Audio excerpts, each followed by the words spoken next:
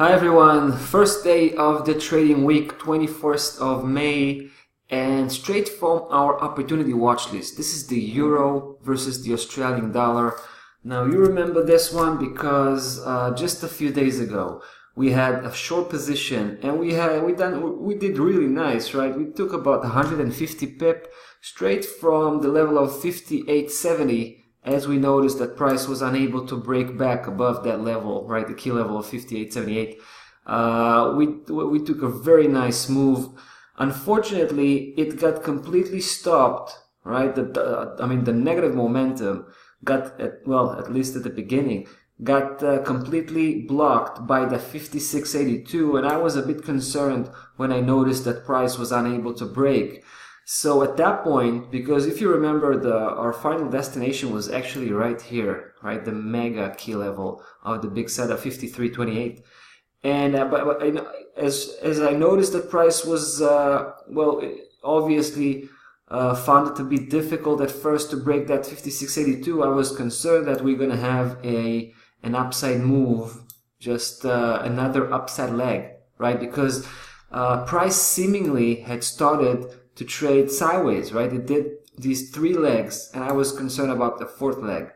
So we took profit, closed the position, and went actually into a similar kind of a similar trade on the Euro versus the Canadian. Right there, we had a really sound setup, and we'll see that in the next video.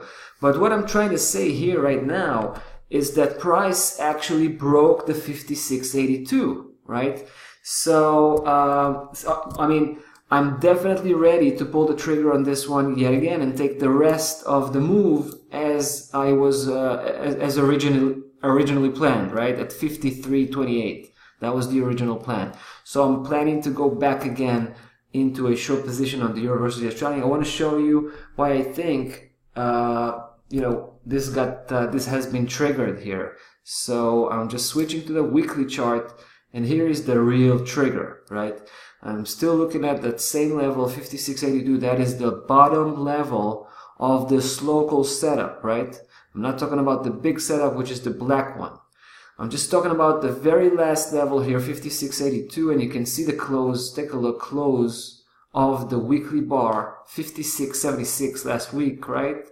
So I would say that's a clear close below, and that's a clear breakout. So at this point, right, what it means that it is far more likely that price will continue with this downside move rather than generating another upside leg. So this setup is effectively is done, right? As we have here this breakout, this weekly confirmation, looks like this setup is done. I mean, this sideways movement is done, and price will actually begin to generate a serious full-fledged downside reversal, because this is what it's all about.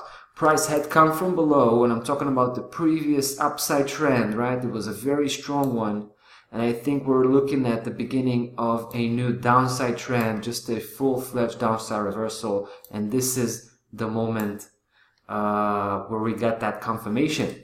So the minute I'm going to have an opening slot, and just one of my positions is going to be out, one of the open positions, this is going to be the next one, right? Because as far as the opportunity here, it's not pending anymore, but it's triggered. It got triggered with this close below 56.82. Alright guys, that's about that for this one. Euro versus the Australian dollar. We are reinitiating our bearish outlook. We'll take it from here, see how it goes.